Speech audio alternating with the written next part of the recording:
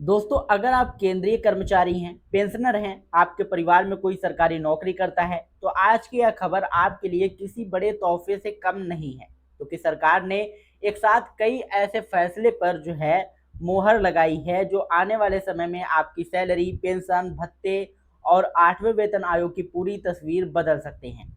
सबसे बड़ी बात, सरकार ने पहली बार साफ कर दिया है कि 8वें वेतन आयोग में किस आधार पर कर्मचारियों की सैलरी बढ़ाई जाएगी।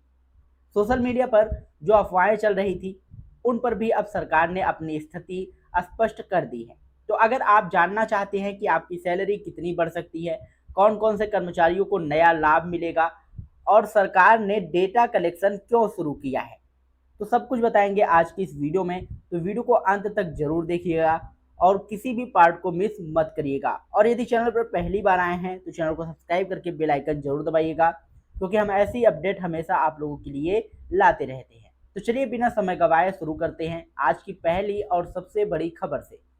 दोस्तों, सरकार की तरफ से कल शाम एक महत्वपूर्ण गजट नोटिफिकेशन जारी किया गया है। इस नोटिफिकेशन में भूतपूर्व सैनिकों, दिव्यांग सैनिकों, ड्यूटी के दौरान शहीद हुए सैनिकों और की विधवाओं और पात्र लाभार्थियों के लिए बड़ा फैसला लिया गया है। सरकार ने उनके लिए 25% आरक्षण और विशेष रियायत का प्रावधान किया है। यानी अब निर्धारित संस्थानों और दुकानों से सामान खरीदने पर उन्हें विशेष छूट के लाभ मिलेंगे। यह फैसला लंबे समय से किया जा रहा था, मांगों के बाद लिया गया है। अगर आप या आपके परिवार में कोई सदस्य इस श्रेणी में आता है, तो इस नोटिफिकेशन को एक बार जरूर पढ़िए, क्योंकि इसमें पात्रता और लाभ से जुड़ी पूरी जानकारी दी गई है। अब बढ़ते हैं दूसरी और सबसे बड़ी खबर की तरफ, जिसका इंतजार लाखों केंद्रीय कर्मचारी पिछले कई महीनों से कर रहे थे। दोस्तों, 8वें वेतन आयोग को लेकर सरकार ने पहली बार आधिकारिक तौर पर यह स्पष्ट कर दिया है कि केवल कर्मचारी संगठनों और यूनियनों द्वारा किए गए मेमोरेंडम के आधार पर वेतन नहीं बढ़ाया जाएगा। सरकार ने कहा है कि मेमोरेंडम केवल सुझाव होते हैं, अंतिम फैसला विस्तृत आंकड़ों और वित्तीय स्थिति को देखकर लिया जाता है। यही वजह है कि अब सभी मंत्रालयों और विभागों से विस्तृत डेटा मांगा जा रहा है। सरकार यह जानना चाहती है कि किस विभाग में कितने कर्मचारी कार्यरत हैं, कितने पद खाली पड़े हैं, वर्तमान वेतन संरचना क्या है, प्रमोशन की स्थिति कैसी है, कर्मचारियों का औसत सेवा काल कितना है, हर साल कितने कर्मचारी रिटायर हो रहे हैं, पेंशन पर कितना खर्च हो रहा है और आने वाले वर्षों में सरकार पर कितना अतिरिक्त वित्तीय बोझ पड़ेगा। दोस्तों, यही वह डेटा है जिसके आधार पर 8वें वेतन आयोग की पूरी रिपोर्ट तैयार होगी। इसलिए जो लोग सोशल मीडिया पर अलग अलग फिटमेंट फैक्टर या सैलरी बढ़ोतरी के दावे कर रहे हैं, उन्हें अभी अंतिम सच नहीं माना जा सकता। जब तक आयोग के सभी विभागों का डेटा सही नहीं देख लेता, तब तक किसी भी आंकड़े को अंतिम नहीं कहा जा सकता। अब सवाल आता है कि इससे कर्मचारियों को फायदा क्या होगा। तो देखिए, जब सरकार के पास सभी विभागों का वास्तविक डेटा होगा, तभी वह यह तय करेगी कि किस स्तर पर कर्मचारियों की सैलरी में कितना सुधार किया जाना चाहिए।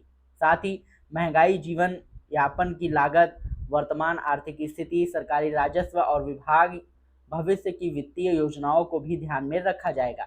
यानी एक बार सिर्फ महंगाई भत्ता जोड़कर वेतन तय नहीं होगा, बल्कि फिर पूरी आर्थिक स्थिति का विश्लेषण किया जाएगा। यही वजह है कि 8वें वेतन आयोग को लेकर इस बार प्रक्रिया पहले की तुलना में अधिक विस्तृत और तकनीकी मानी जा रही है। अब तीसरी बड़ी अपडेट की बात करते हैं, तो सरकार ने सभी विभागों से यह भी जानकारी मांगी है कि किन किन पदों पर कर्मचारियों की भारी कमी है, कितने पद वर्षों में खाली हैं और किन विभागों में काम का दबाव लगातार बढ़ रहा है।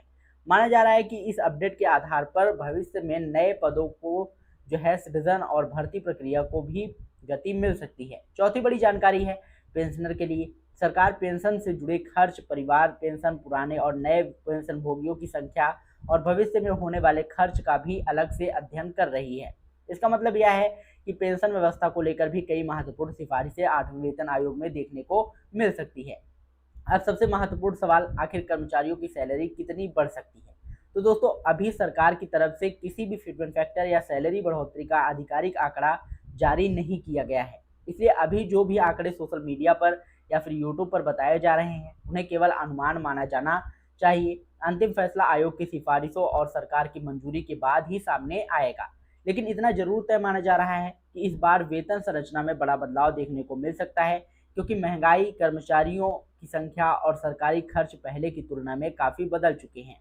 अगर आने वाले दिनों में सरकार की तरफ से आठवें वेतन आयोग, DA, DR, fitment factor, arrear, pension या किसी भी प्रकार की नया आदेश जारी होता है तो उसकी सबसे पहले और सबसे सटीक जानकारी सरल भाषा में पाने के लिए जौनप्रिय जी के चैनल को सब्सक्राइब करके बेल आइकन जरूर दबाइएगा, क्योंकि हम ऐसे महत्वपूर्ण अपडेट्स आप लोगों के लिए हमेशा लाते रहते हैं। मिलते हैं नई वीडियो में नई अपडेट के साथ, तब तक के लिए जय हिंद, जय भारत।